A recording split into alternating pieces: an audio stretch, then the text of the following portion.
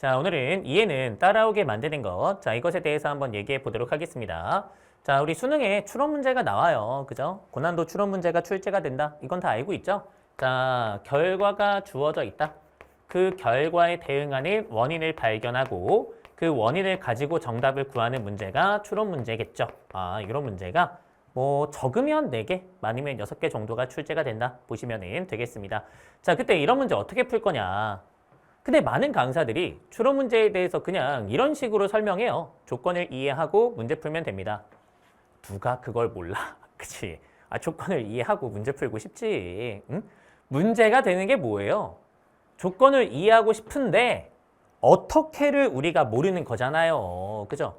근데 정작 중요한 이 어떻게에 대해서는, 즉 이해에 도달하는 과정에 대해서는 아무도 말하지 않아. 선생님도 말하지 않고요. 최상위권도 말하지 않아. 그냥 수학적으로 당연히 이렇게 성립하는 거 아님? 그냥 이런 식으로 말해버린단 말이야. 그러니까 정작 수업을 듣는 수강생들이 어떻게 느껴요? 아니, 당연한 소리 왜 하고 있어?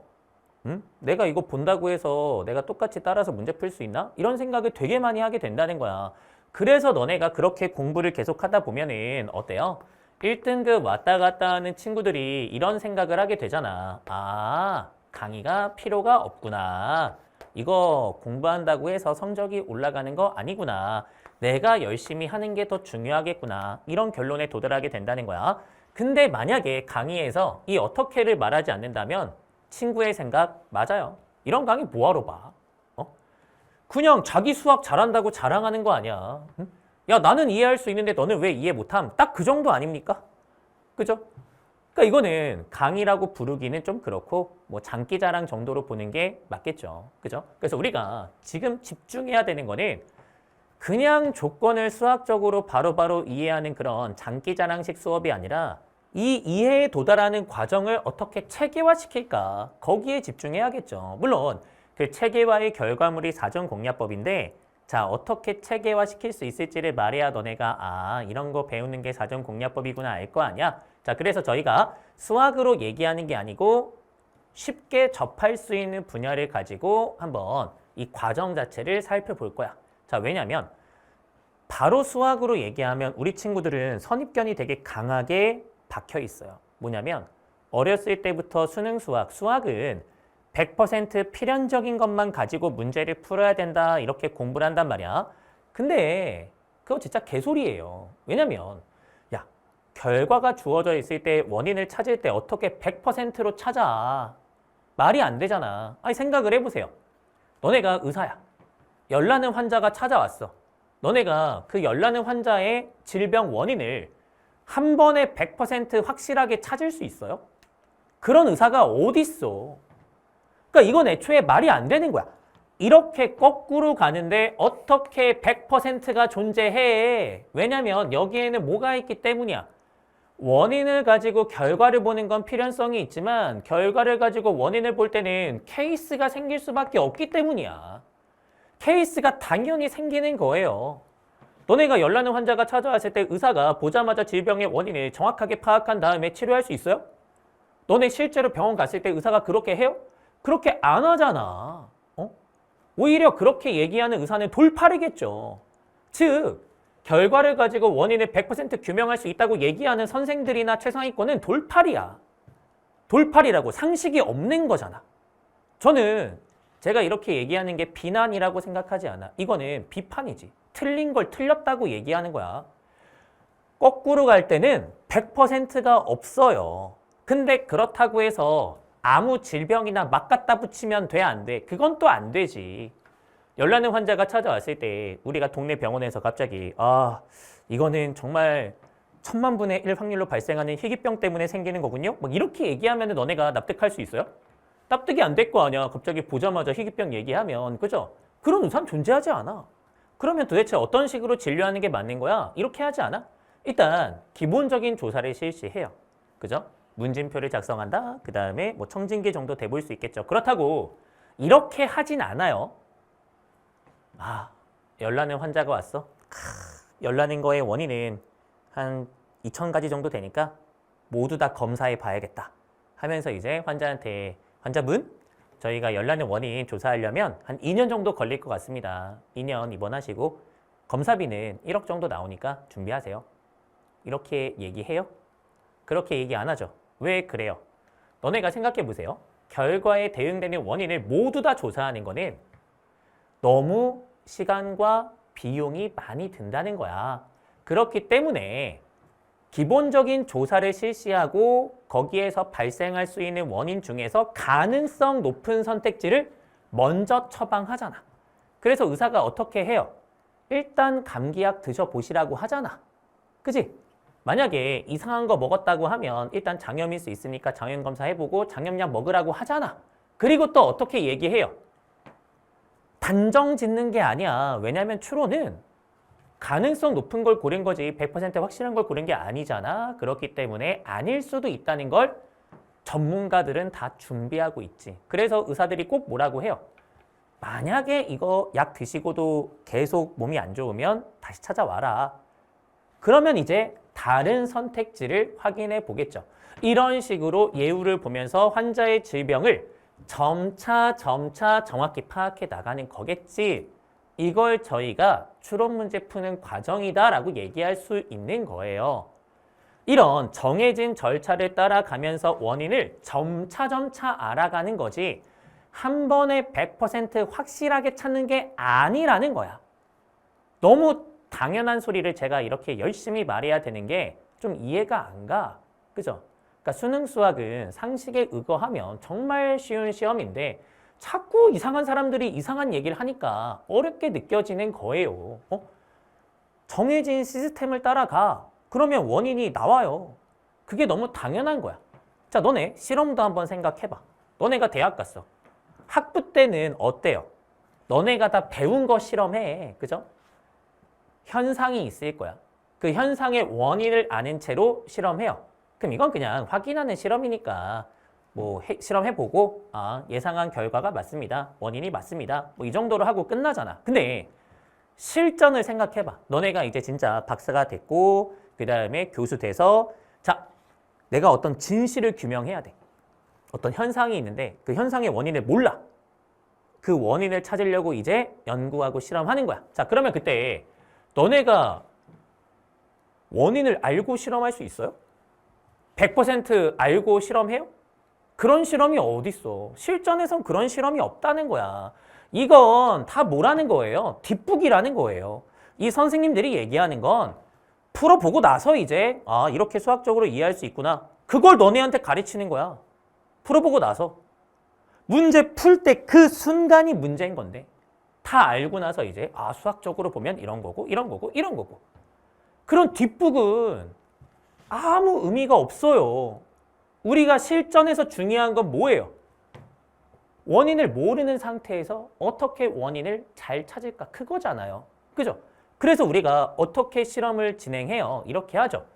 자, 그 현상을 설명할 수 있는 이론들이 여러 개 있을 겁니다. 하나만 있진 않겠지. 그지? 여러 개 있을 거고 그게 완전하지도 않을 거야. 그러면 그 원인 중에서 어떤 걸 먼저 실험해 보는 게 중요하겠어요? 가능성이 높은 선택지를 먼저 해보는 게 맞겠죠. 그러면 어떤 게 가능성이 높을까 그것을 다 논의하고 어떤 절차적인 과정을 거치겠죠. 교수가 그냥 내가 보기에 이게 가능성이 높아 보이니까 이거 먼저 해보지 이렇게 하겠냐고. 당연히 그게 아니겠죠. 박사들과 함께 모여가지고 야 이거 한 번 실험하는데 몇 억이야. 우리 신중하게 골라야 돼. 뭐가 가능성이 높을까? 당연히 그걸 정하는 절차가 있겠지. 그게 바로 무엇이다? 다시 한번 얘기한다. 시스템이야. 그런 시스템이 다 갖춰져 있어요. 병원이든. 응? 너네 대학병원에서 그냥 의사가 마음대로 진단하고 마음대로 수술해? 그런 게 어딨어. 다 절차라는 게 있지. 교수가 그냥 하고 싶은 대로 해? 아니지. 그 몇 억인데 실험 한 번에. 당연히 절차라는 게 있죠.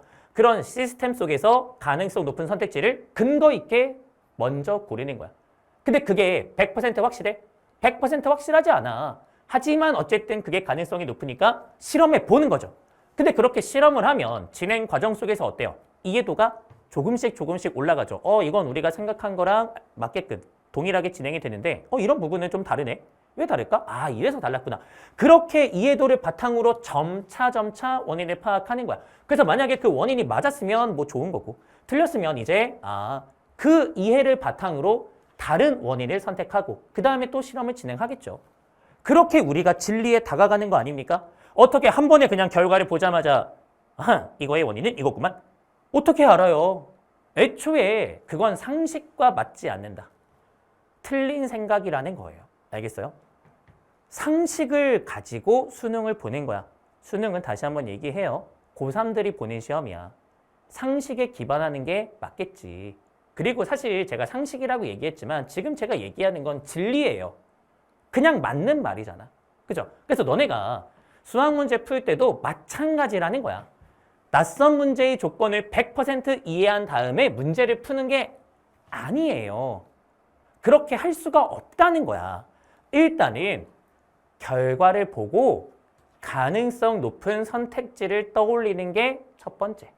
그 다음에 그게 어쨌든 100%는 아니니까 그걸 너네가 확인해 보면서 이해도를 높이는 게 두 번째. 그 다음에 다른 선택지를 토대로 다시 한번 검증의 과정을 거치면서 완벽하게 이해에 도달하는 게 세 번째. 그렇게 너네가 이해에 도달하고 나서 문제를 푸는 게 마지막. 그렇게 우리가 정답에 도달하는 거겠죠. 그죠? 근데 우리 친구들 어떻다고요? 가스라이팅 당해가지고 조건을 다 이해하고 그 다음에 문제 풀어야 돼. 근데 나는 조건 이해 못했어. 이거 어떻게 풀지? 이해가 안 되는데 어떡하지? 그냥 그러고만 있다니까. 왜? 100%가 아니면 틀렸다. 그렇게 너네가 세뇌를 당했기 때문이에요. 100%가 아니어도 틀린 게 아니야. 틀린 게 아니야. 알겠어요? 그래서 너네 이런 거지 같은 생각은 버려야 됩니다. 의사, 박사, 교수도 틀려요. 더 정확히는 시행착오를 거쳐. 그것이 추론의 본질이야. 애초에 시행착오가 필요 없으면은 애초에 추론이라고 부르지도 않아. 그래서 너네가 어떤 과정으로 추론이 이루어지는지를 다시 한번 정확하게 인지할 필요가 있는 거야. 일단 제일 중요한 건데 합리적인 선택지를 예상하는 것. 이게 1번. 자, 그 다음에 검증을 거침. 근데 그렇게 검증을 거치면서 정답이다라고 너네가 확인할 수도 있겠지만 더 중요한 건 이해도를 상승시키는 거겠죠. 그 이해도 상식에 기반해서 선택지를 수정 보완. 그 다음에 마지막에 이해하고 정답에 도달. 이렇게 너네가 문제를 푸는 거고 이게 정상적인 과정이라는 것을 꼭 아셔야 돼요. 아셔야 돼. 자, 그러면 여기서 이제 쟁점이 되는 것, 중요한 지점들이 바로 뭐겠습니까? 무작정 선택지를 고르면 돼, 안 돼? 안 되지. 우리가 어떻게 합리적인 선택지를 예상할 수 있을까? 그게 이제 중요한 거겠죠. 그죠? 열나는 환자가 왔을 때 위고비 주는 게 말이 돼요? 이거 다이어트 약이잖아. 물론 당뇨병 치료제기도 한데 뭐 어쨌든 이거랑은 별로 상관이 없어 보이죠? 그러니까 대뜸 이거 주면은 이상한 선택지 고르는 거잖아요. 그러니까 이러면 안 된다. 아까 연구개발도 마찬가지야. 너네가 어떤 현상의 원인 찾고 있는데 그냥 내 마음대로 아무거나 고른 다음에 실험하면 실험실 거덜나요. 그러면 안 되겠죠. 그죠? 가능성 높은 선택지라는 게 무엇인가? 그 시스템을 완성하는 게 되게 중요하고요. 이런 걸 너네가 이제 공부하는 게 뭐라고 생각하면 돼요? 사전공략법이다라고 생각하면 됩니다. 아시겠어요? 그러면 이 가능성 높은 선택지라는 게 무엇인가? 그리고 이거는 어떻게 알아낼 수 있는가? 이런 게 좀 궁금할 수 있잖아. 제가 간단한 거 하나로만 말씀을 드릴게요. 자, 너네가 만약에 함수 fx가 있고요. 자, 그 다음에 y는 t가 만나는 서로 다른 실근의 개수가 있어요. 그죠? 자, 이걸 제가 gt라고 한번 정의해 볼게요. 자, 이렇게 새롭게 정의된 함수를 만들었습니다. 자, 근데 gt가 t는 4에서 불연속이 되었대요. 갑자기 변화가 발생했다 그런 뜻이죠. 자, 이게 뭘까요? 자, 이렇게 물어봤을 때 너네 정확하게 다 대답할 수 있어 없어? 제 수업 들었으면 당연히 정확하게 대답할 수 있는데 은근히 이것도 잘 모르더라고. 그러니까 추론의 기초 중에 생기초도 모른다는 거예요. 그죠? 그러면 된다, 안 된다? 안 된다. t는 y좌표야. 그지? y좌표가 4야. 뭐의 y좌표가 4야? gt는 fx 때문에 변화가 발생하는 거야. fx의 y좌표가 4예요. 어떤 y좌표?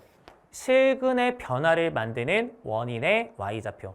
그러면 실근 개수의 변화를 만드는 원인이 뭐가 있는데 당연히 튕기면서 접할 때 실근 개수가 바뀔 수 있고요. 첨점에서 바뀔 수 있고요. 불연속에서 바뀔 수 있고요. 점근선에서 바뀔 수 있겠죠. 아, 이런 지점에 y좌표가 4였구나 라는 정보를 너네한테 주는 거야. 이런 게 바로 가능성이 높은 선택지죠. 근데 이 선택지 우리가 어떻게 알아요? 그렇습니다. 정방향을 일반화시키면 돼요. 너네가 원인을 가지고 결과를 보는 그 과정을 일반화시켜서 기억하시면 거꾸로 갈 때 잘 적용할 수 있다는 거지. 아니 생각해봐. 자, 이렇게 이제 fx가 있습니다. 자, t가 이렇게 있으면은 실근이 없다가 여기에서 실근이 바뀌죠. 그죠? 튕접을 지나가면서 실근의 개수가 변화할 수 있겠구나. 자, 그 다음에 이런 데도 어때요? 이렇게 실근의 개수가 변화할 수 있겠구나. 맞죠? 자, 그 다음에 이런 것도 어때요? 내가 이렇게 불연속을 지나가니까 실근의 개수가 바뀌는구나. 불연속에서 변화가 발생할 수 있겠죠? 자, 그 다음에 점근선도 어떻습니까? 이런 식으로 지나가다 보면 실근이 없다가 생기니까, 점근선도 원인이 될 수 있겠죠. 그죠? 그러니까 우리가 정방향 한번 제대로 공부하고 일반화 시키면은 가능성 높은 선택지를 어렵지 않게 준비할 수 있다는 거야. 그럼 너네가 이 중에서 이제 더 가능성 높은 거를 고를 수 있잖아. 자, 만약에 3차 함수였어. 야, 이씨, 3차인데 이런 게 왜 있어? 그쵸? 그러면 이거네. 팅접의 y좌표가 4였구나. 극대값 y좌표가, 극소값 y좌표가 4였구나. 그렇게 너네가 알 수 있겠죠. 그죠? 그 다음에 만약에 얘가 지수였어. 지수함수였으면은 뭐 점근선이 되겠죠. 그죠? 자, 그 다음에 불연속을 포함하고 있어. 그러면 불연속도 가능성이 있겠죠. 그러니까 우리가 이런 식으로 이제 가능성들을 계속 교집합적으로 따져볼 수 있다는 거야. 그렇게 너네가 가능성을 교집합적으로 보면 이 중에서 제일 가능성 높은 게 채택이 되겠죠. 그렇게 저절로 채택이 되게 만드는 게 체계라는 거야. 그냥 나의 감각으로 고르는 게 아니라 정방향을 바탕으로 가능성을 측정해서 그것의 교집합으로서 저절로 선택이 되게끔 만드는 것. 그걸 저희가 체계라고 부르는 거야. 그게 바로 사전공략법이고요. 그래서 너네가 사전공략법의 약속을 따라가면 저절로 이해에 도달하게 된다는 거야. 바로 이해하지 못하더라도 이렇게 약속된 것들을 하나씩 확인하시면은 그래서 이런 조건이 나왔던 거구나 라고 이제 알게 되는 거라고요. 알겠어요? 자, 그러면 저희가 실제 문제를 가지고 한번 연습해 볼 건데 너네가 사전공략법을 공부하지 않았을 수 있기 때문에 약속을 모를 수 있잖아. 약속 모르면은 지금부터 제가 하는 얘기가 뭔 소리? 이렇게 이제 들릴 수 있거든요. 제가 몇 가지 정도는 짤막하게 말씀드릴 테니까 요건 좀 기억하시고 이 문제에다가 한번 적용해 보세요. 자, 일단 문제를 푸는 사고 과정부터 저희가 약속할 필요가 있어요. 너네가 조건을 바로 이해할 수 있는 문제는 그냥 바로 이해하고 풀면 돼. 사실 1번부터 뭐 9번, 10번, 11번, 12번은 조건 봤을 때 이거 왜 있는지 알아 몰라? 알잖아. 우리가 그 정도는 공부가 돼 있고 해봤으니까. 뭐 얘기하는지 알아? 얘들아. 아까 제가 실험실 얘기했잖아요. 그죠? 학부 때 실험하는 거 다 아는 거 그냥 한 번 더 실험하는 거잖아. 그지? 9번, 10번, 11번, 12번, 13번, 14번까지는 그런 문제가 나와요. 그냥 해본 거야. 너네가 성실하게 공부했다면 해봤다. 조건을 알고 있다. 그러면 그냥 풀면 되겠지. 그지? 1등급은 뭐 그 정도 번호 때까지 별 고민 없이 문제를 풀 겁니다. 근데 이제 문제가 되는 건 우리가 모르는, 안 해본 조건이 들어가 있다는 거지. 자, 그러면 너네가 그냥 그렇게 바로 조건 보면 돼, 안 돼? 절대 안 돼. 알겠죠? 제가 절대라는 말 잘 안 하는데 이건 절대야. 상식적으로 잘못됐거든. 우리가 원칙적으로 문제를 푼다 하면은 뭐부터 보는 게 맞아요? 목적부터 보는 게 맞아요. 근데 아까도 얘기했죠. 9번, 10번, 11번, 12번 이런 거는 해봤으니까 굳이 목적부터 보면서 이렇게 푸는 게 아니고 그냥 중간 과정부터 푸는 것 뿐이잖아. 원래 상식적으로 뭐부터 보는 게 맞다? 목적부터 보는 게 맞아. 자, 그러면 목적의 종류가 있겠죠. 그죠? 근데 제가 다 얘기할 수 없으니까 그냥 함수에 대해서만 얘기해 볼게. 자, 우리 함수 가지고 이제 어떤 목적을 달성할 수 있느냐. 일단 연산할 수 있어요. 그래서 너네 극한값 구하는 거나 적분값 구하는 문제도 출제가 되잖아. 근데 이제 보통은 어때요? 함수 구하는 것에 집중하죠. 근데 함수를 구하는 게 하나가 아닙니다. 두 가지가 있어요. 우리가 미정계수를 구하는 문제가 있고요. 자, 그 다음에 어떤 문제가 있어요? 함수가 없었는데 내가 직접 만들어내는 문제가 있습니다. 두 가지가 있다는 거 정도는 아셔야 돼요. 자, 그리고 너네가 미정계수를 구하기 위해서는 당연히 뭐가 필요해? 등식이 필요해. 너네 이렇게 2차 함수의 미정계수를 구한다라고 한다면 이 ABC가 포함된 등식이 필요하잖아요. 그죠? 이 ABC가 포함된 등식 어떻게 만들어? 여기다가 대입해서 만들어. 아, 내가 대입 정보가 있으면은 뭐 할 수 있고 등식을 만들 수 있고 그 등식을 기반으로 너네가 뭘 구하는 거야? 미정계수를 구하는 거야. 아, 이런 목적들이 있다라는 것 정도는 뭐 상식적이니까 알 수 있겠죠? 그죠? 자, 그 다음에 너네가 그 목적을 본 다음에 이 조건을 바로 보는 게 아니에요. 너네가 미로에 들어갔다고 생각해봐. 내가 이미 경험한 미로야. 알고 있어. 그러면 그냥 미로 속에서 빨리 이렇게 탁탁탁탁탁탁 탈출하면 돼. 근데 너네가 그 미로를 경험한 적이 없어. 잘 몰라. 그러면 뭐부터 해야 돼? 위에서 봐야죠. 그죠? 높은 시선으로 문제를 바라보셔야 된다는 거예요. 알겠습니까?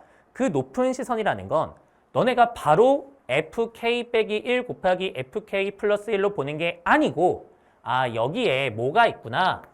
함수가 있구나. 함수 기능을 써서 문제를 풀겠구나. 그 다음 여기에 또 뭐도 있어요? fk 빼기 1, fk 플러스 1 이 친구가 항상 0보다 크거나 같다는 거죠. 그죠? 아, 항성부도 있구나. 우리가 무엇을 읽어야 된다? 한글을 읽어야 된다는 거예요. 아, 그렇게 너네가 구성 요소를 읽을 수가 있다. 자, 그렇게 구성 요소 읽으면은 뭐 할 수 있다? 기능을 선택할 수 있거든. 그럼 너네가 기능을 선택하면 뭐가 나오게 되냐면 방향성이 나오게 돼요. 그러면 이제 어떻다는 거야? 그 방향성에 맞춰서 조건을 이제 식으로 볼 수 있으면은 식으로 보시고요. 만약에 식으로 못 보면은 그래프 거쳐서 식으로 보시고요.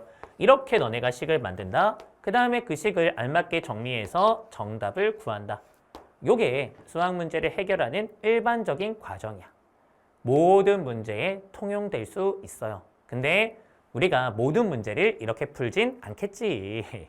그러면 어떻게 100분의 30문제 풀어요? 당연히 해본 건 바로바로 가는 게 맞아. 근데 안 해본 건 이렇게 정상적인 과정을 밟는 게 맞겠죠. 그러면서 너네가 점차 조건을 선명하게 만들어 나가는 거야. 그럼 제가 한번 해볼게요. 알겠지? 지금 이 문제는 F8의 값을 구하는 겁니다. 오우, 쉣! 미정계수 구하기야. 그죠? 아, 3차 함수 미정계수 구하기다. 어디 있어? 여기 있구나. 자, 미정계수 몇 개 있어요? 최고차 계수는 주어져 있으니까 2차, 1차 상수 3개 있어.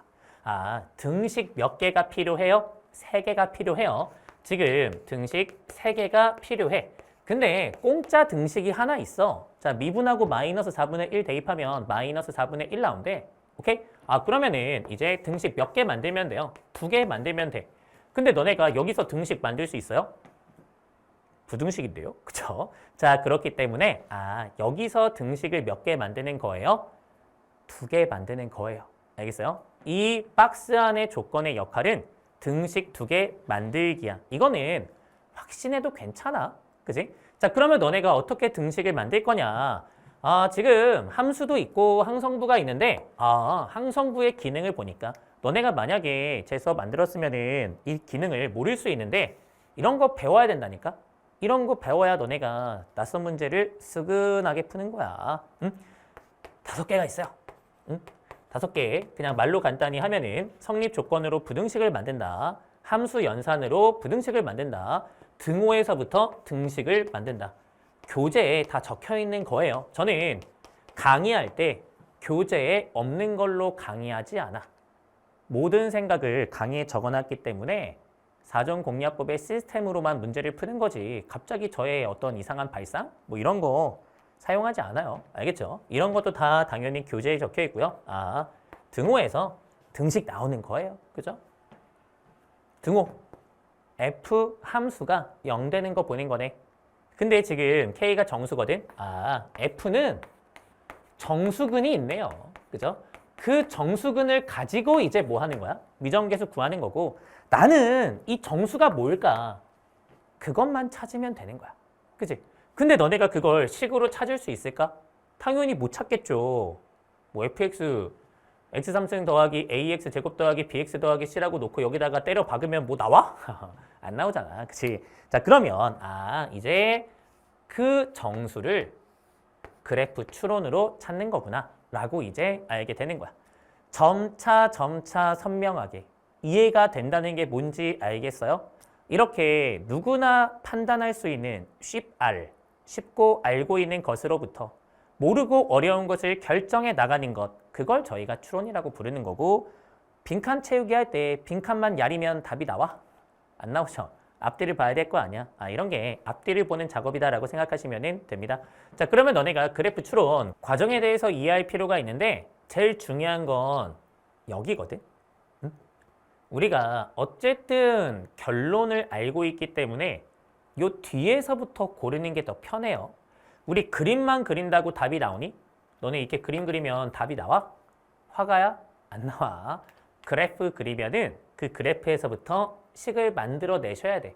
근데 그래프에서 식을 만들 수 있는 방법이 정해져 있단 말이야. 그 정해져 있는 걸 너네가 일단 아셔야 돼요. 아시겠어요? 우리가 그래프로 볼 수 있는 거 몇 가지야? 2가지야. 알겠나? 그래프로 관찰할 수 있는 거는 2가지밖에 없다. 이거는 교과서에 적혀 있어요. 방정식, 부등식. 만나는 상태를 볼 수 있습니다. 어떻게 만난다. 맞죠? 자, 그 다음에 고유의 모양을 볼 수가 있습니다. 극대, 극소, 최대, 최소 같은 걸 볼 수 있다. 함수 고유의 형태, 증가, 감소 이런 거 관찰할 수가 있다. 2개 중에 하나로 문제를 풀겠죠. 뭐 둘 다 물어보는 경우도 있는데 지금 문제는 뭐겠어요? 뭐 너네가 근 본다며요. 그쵸? 만나는 상태 보는 겁니다. 아시겠어요? 자, 그 다음에 2번째로는 그걸 가지고 어떻게 식을 만들 거냐 이건데, 우리 그래프에서 식을 만드는 방식은 크게 보면 2가지입니다. 자, 첫 번째, 그래프의 특이 지점에 숫자를 알아. 그래프의 특이 지점이라고 하는 거는 근, 극점, 변곡점, 접점, 불연속, 점근선 뭐 이런 거 얘기하는 거야. 자, 그런 그래프의 특이 지점 재미없죠? 그래서 저는 국민사점이라고 불러요. 국민사점의 숫자를 너네가 찾아.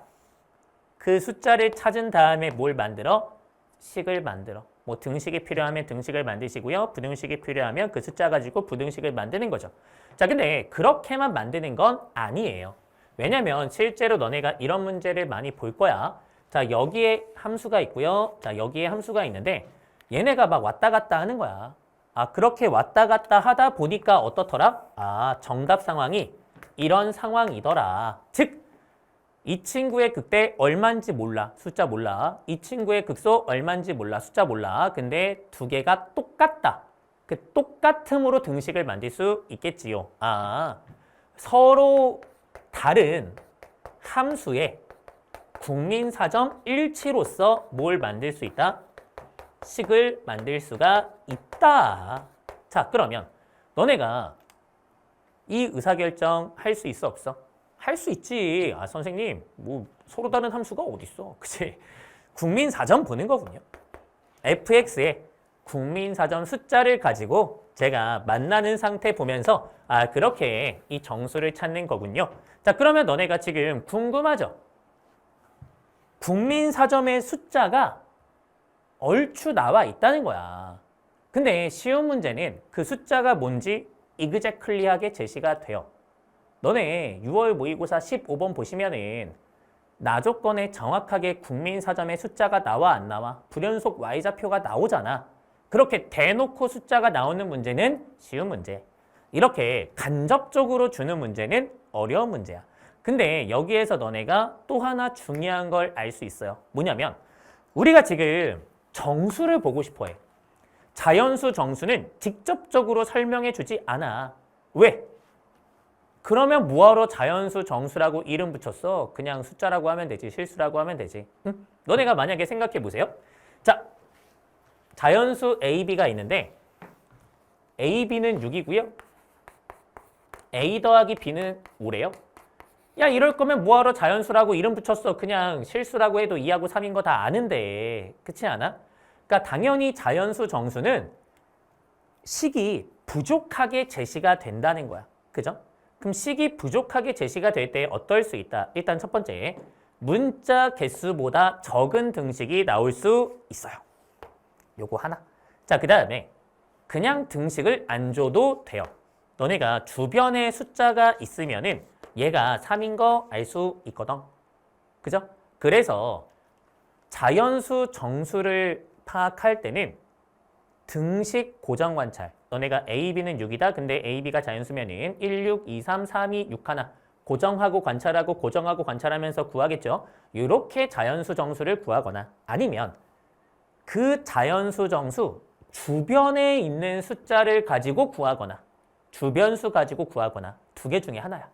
그럼 지금 문제는 이거겠어요? 이거겠어요? 너네가 자연수 정수랑 관련돼 있는 등식이 있어요? 없잖아. 그죠? 아, 너구나.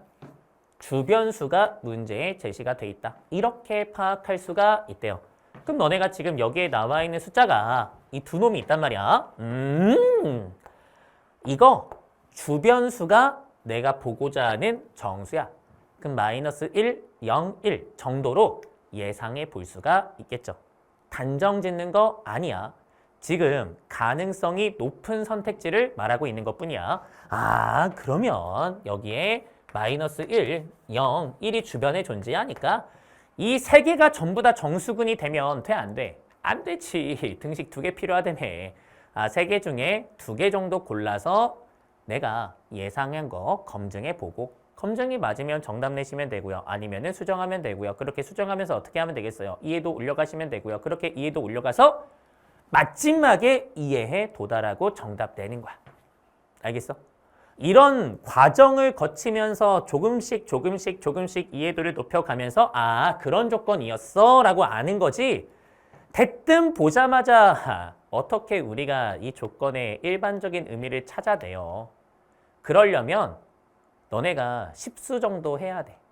특히 이 문제 뉴스에도 나왔잖아. 제가 뭐 그 인간 강사님이 누군지는 정확하게 몰라요. 뉴스에도 안 나왔으니까. 근데 인간 강사님이 뭐 이걸 라이브 해설 강의를 찍었나 봐. 근데 막 20분, 30분 쩔쩔 맸대. 그 정도로 어려운 문제라고 막 이제 기사화가 된 거야. 즉 그렇게 피지컬이 좋으시고 수학적 경험이 많아도 보자마자 모른다는 거예요.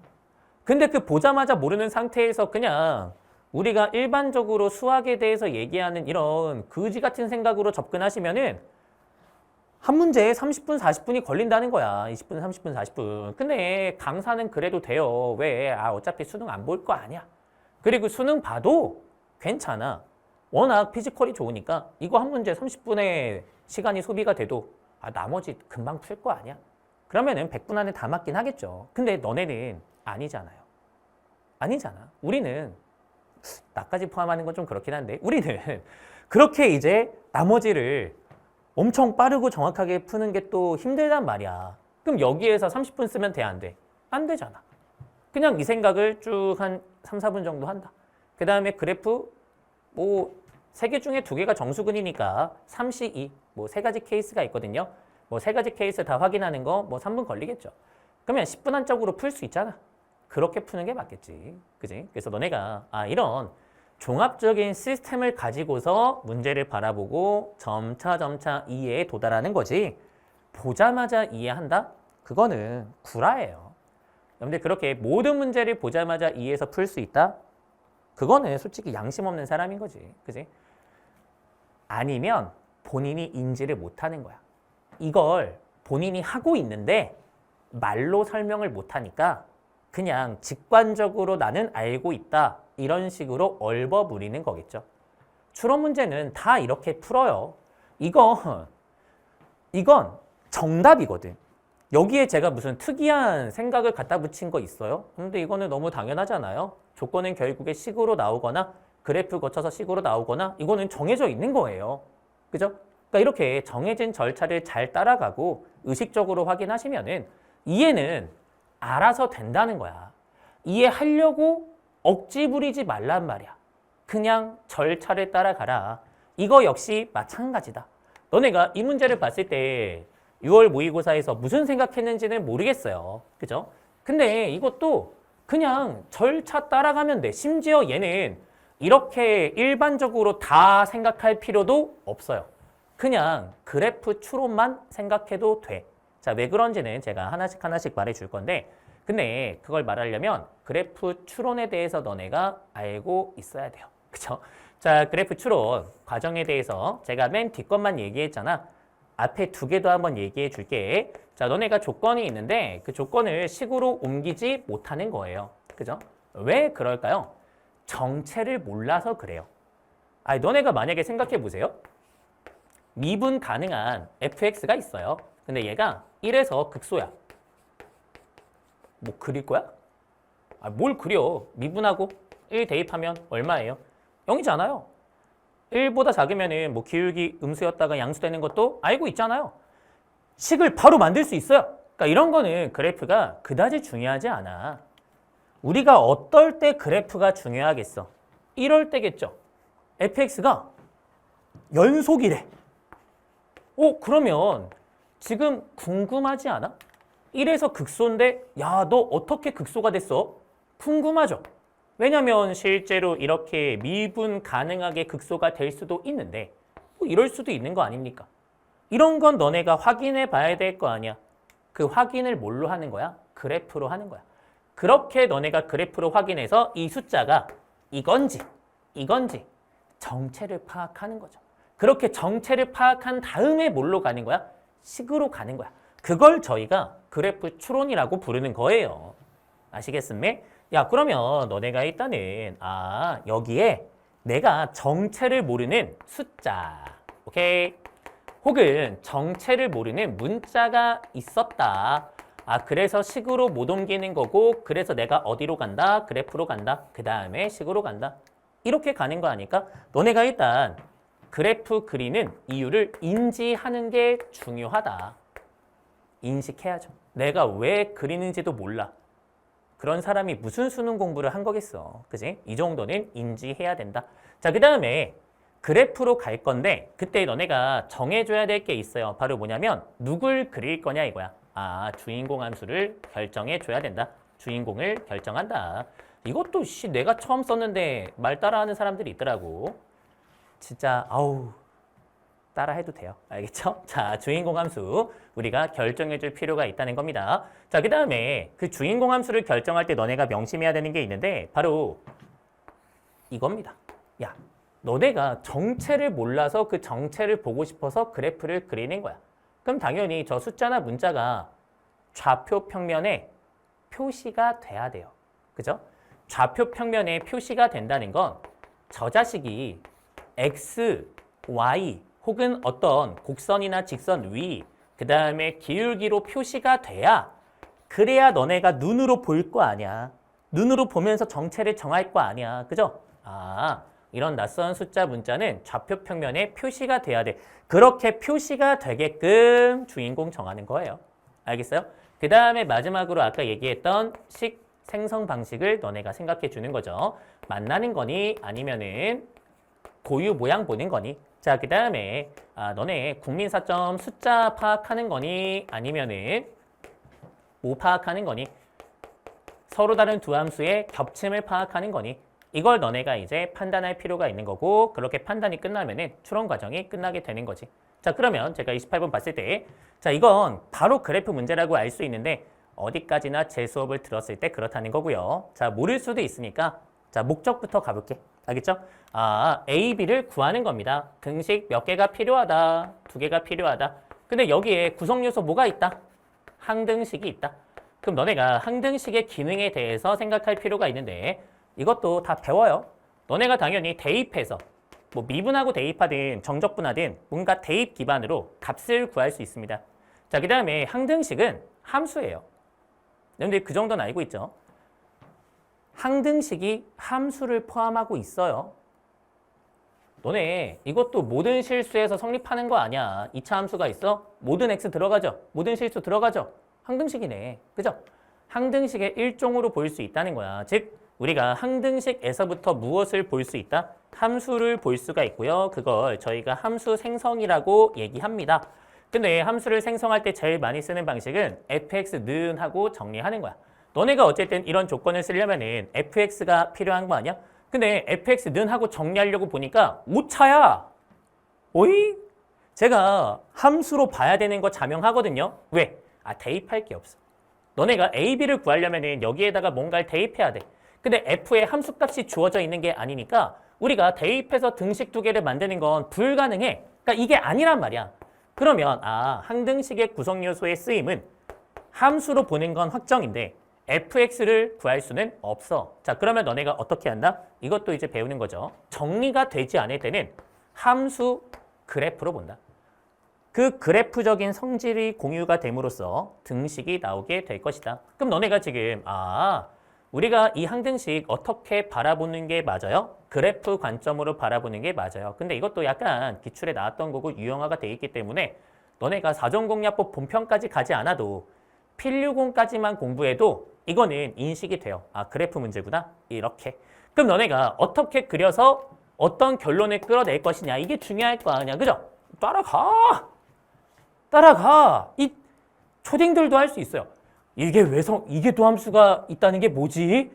이게 어떤 의미를 갖고 그런 생각하지 말라니까. 그건 그냥 네가 네 하고 싶은 생각하는 거잖아요. 문제 해결의 절차와 아무런 상관이 없어요. 너네가 자꾸 그렇게 문제 해결과 상관없는 본인만의 생각을 가져가니까 시험 시간이 부족한 거예요. 그냥 필요한 것만 생각하세요. 그럼 너네가 누구 그리지? 누구 그려? 뭐 이거 그릴 거야? 모르겠는데, 그죠? 그래서 우리가 주인공을 좀 정할 필요가 있는데 그때 이걸 좀 생각해야 돼요. 너네 지금 A, B 가지고 식 못 만들죠? 빠밤. 그럼 A, B가 표시가 된다는 거야. 빠밤. 어떻게 표시가 된다고 보는 게 맞겠어요? 여러분들 이 친구 하나로 보면은 기울기, 절편 이렇게 보일 수 있잖아. 그죠? 이거 넘기는 게 맞겠죠. 그럼 너네가 곡선과 직선이 차이함수 형태로 존재하니까 만나는 상태가 중요하다는 거 알 수 있어. 근데 만약에 선생님 저는 이 표시 개념을 잘 모르겠습니다. 뭐 그런 생각할 수도 있죠. 오케이. 그럴 수 있어. 그러면 지나가.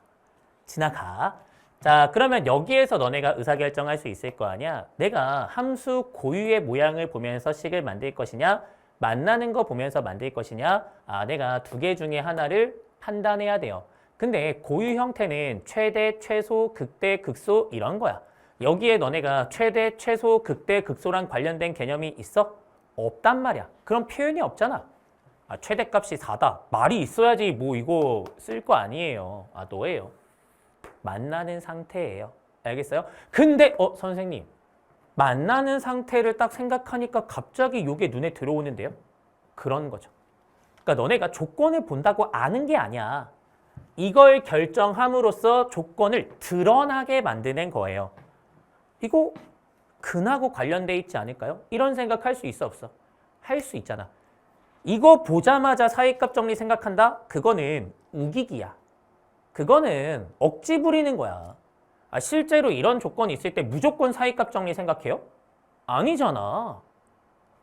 그런 게 어딨어. 곱해서 음수다. 그냥 부호가 다른가 보다 하고 지나가는 문제도 있어요. 있단 말이야. 그러니까 우리가 저런 걸 무조건 사이값 정리로 연결하는 건 말이 안 돼. 왜? 조건의 쓰임새는 다양하기 때문이야. 다양하기 때문에 이거 보고 무조건 사이값 정리 이거는 말이 안 돼. 근데 내가 만나는 거 볼 거야. 근 볼 거야. 근데 이걸 봤어. F 0 되는 거 있네. F 0 되는 거 보는 거구나. 그 정도는 생각할 수 있죠. 그러면 어때요? F가 0 되는 거 본다는 건 요거가 0 된다는 건데 연립했을 때 네가 넘어가서 차이 형태가 나왔을 때 그게 0 된다는 거구나. 뭐 그렇게 볼 수 있겠죠. 근데 그것도 몰라. 그러면 또 지나가. 일단 만나는 거는 너네가 판단 이지선다니까 이거는 판단할 수 있어야 돼. 알겠지? 그리고 가능성 측면으로 만나는 거 관련된 문제가 훨씬 많아요. 훨씬 많으니까 내가 이쪽인가 보다. 그럼 너네가 이제 어때요? 요거 두 개 중에 하나를 결정하는 걸로 넘어가면 되죠. 그러니까 지금 이 항을 모르고 내가 뭘 봐야 되는지 모르겠다 생각하고 계속 얘기하는 거야. 이거예요? 서로 다른 두 함수? 없잖아. 하나의 함수거든. 아, 숫자구나. 내가 숫자를 찾아야 돼. 근데 지금 숫자 찾을 수 있는 게 사실 얘밖에 없어요. 얘는 뭔데 숫자? 몰라. F 뭐 알아? 몰라. 등식 만드는 숫자가 없잖아요. 그럼 너네가 지금 숫자 중에 뭘 생각할 수 있겠다. 자, 봐봐. 자, 이 숫자가 그냥 숫자가 아니고 근, 극점, 변곡점, 접점 그리고 불연속, 첨점, 점근선 뭐 이런 거의 숫자야. 근데 이게 도함수가 존재하니까 불연속, 첨점, 점근선은 아니야. 그건 인정? 킹정. 자, 그러면 너네가 지금 여기서 생각할 수 있는 숫자는 근 만난다니까. 그 다음에 극점. 요건 좀 아리까리한 것 같아, 그지? 자, 그 다음에 변곡점. 접점. 뭐 이 정도인데, 이 중에 뭘까? 근데 이것도 사전 공략법에 적혀 있단 말이야. 스타터에도 적혀 있어요. 미적은 일단 변곡접선을 먼저 보는 게 상식이야. 상식이야. 그냥 가능성 측면에서 그래.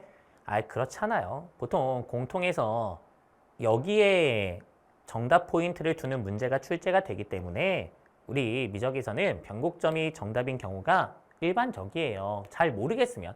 물론 지금 진짜 너네가 모른다 생각하고 제가 이런 가능성까지 얘기하는 거지만 어쨌든 모른다 생각하면 변곡점 정도 생각할 수 있다는 거지. 근데 두 번 미분하니까 변곡점 숫자가 나와.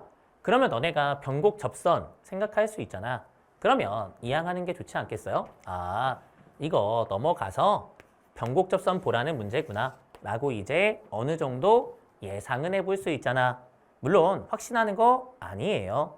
제가 저 앞에서부터 얘기했습니다. 100%라고 얘기하는 게 아니야.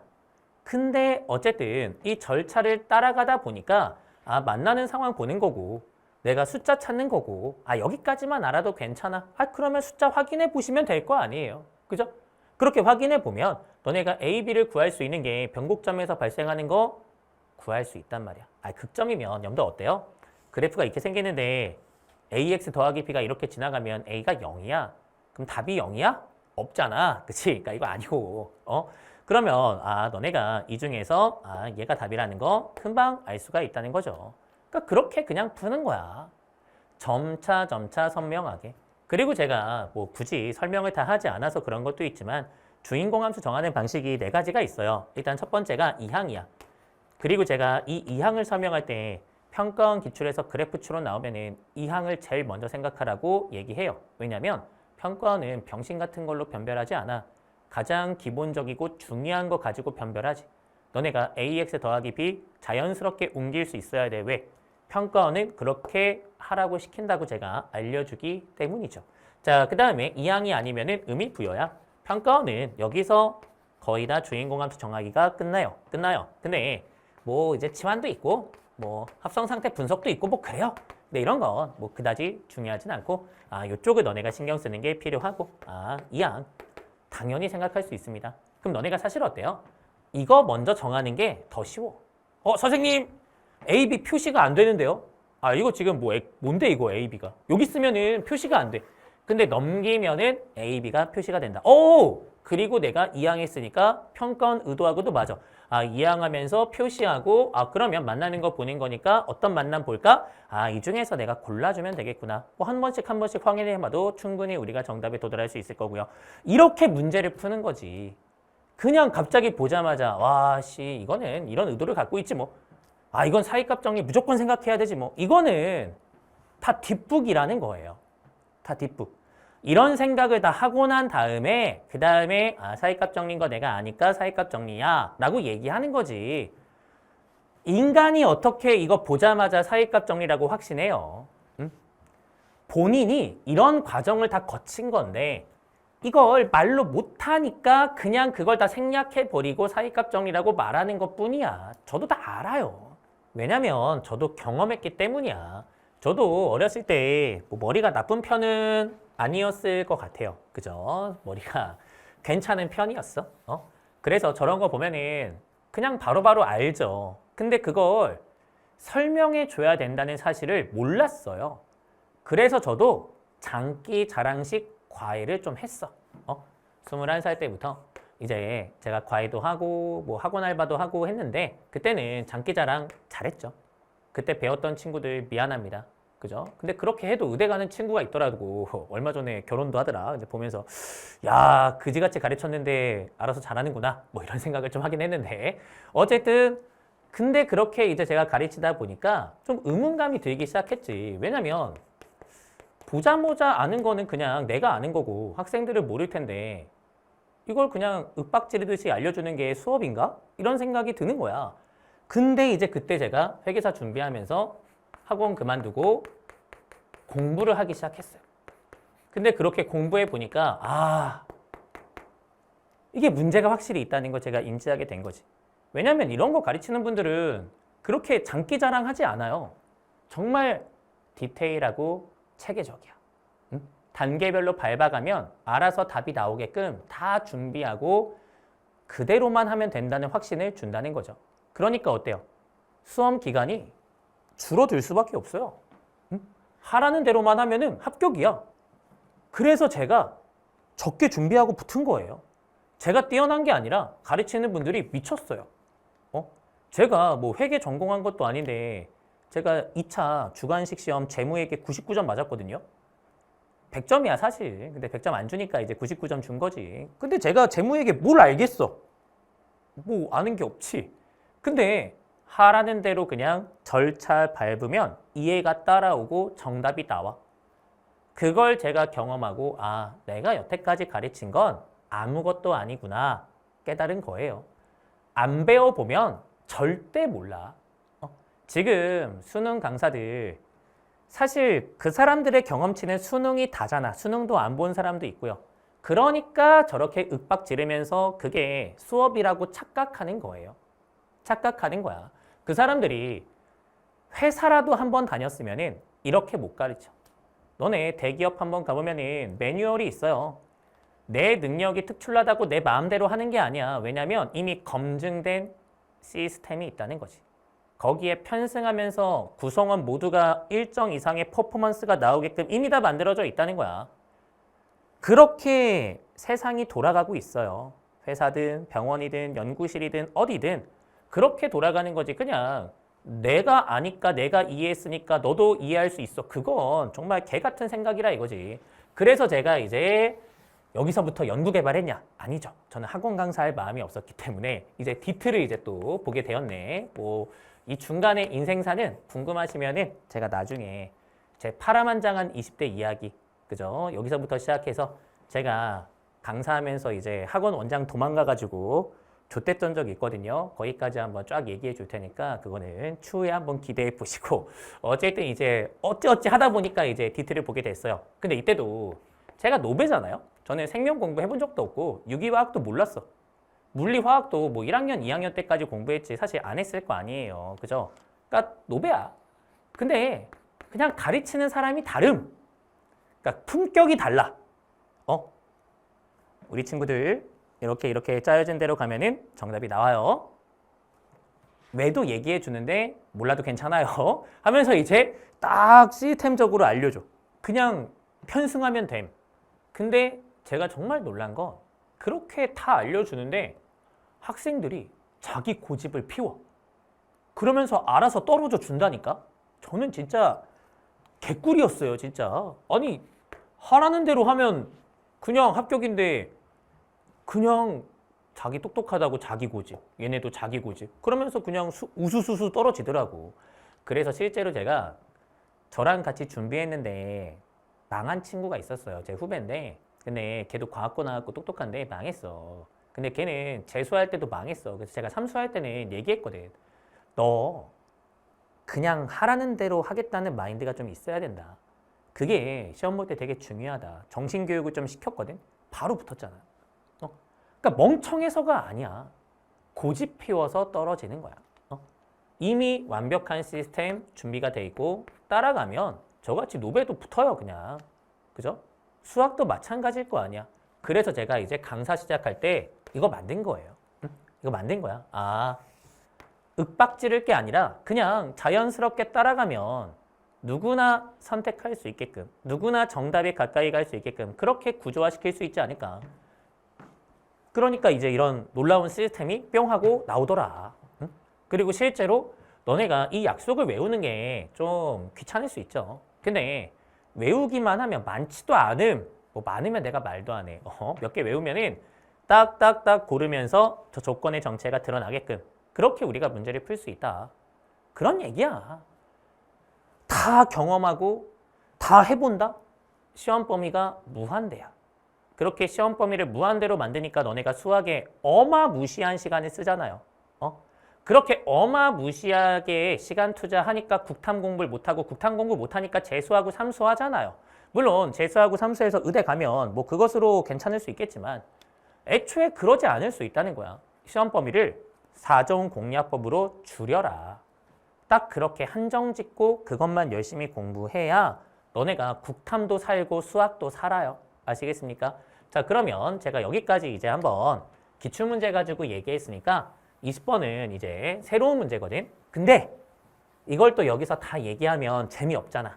그지? 그래서 지금 요 문제 화면으로 잘 보이죠? 뭐 크기가 충분히 크니까 풀어보세요.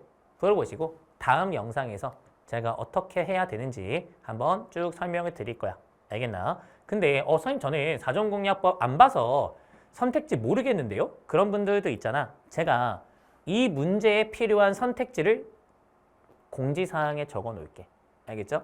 그럼 너네가 그거 보면서 드라이하게 선택해 보세요. 응? 그냥 골라보란 말이야. 그러면 이런 아이들이 어떻게 사용되는지가 점차 드러나면서 정답이 나오게 될 겁니다. 근데 이 문제 미적분이니까 우리 확통기하 친구는 뭐 다음 기회에 그죠? 해보도록 해요. 알겠지? 자, 한번 잘 풀어보시고 다음 영상에서 보도록 하겠습니다.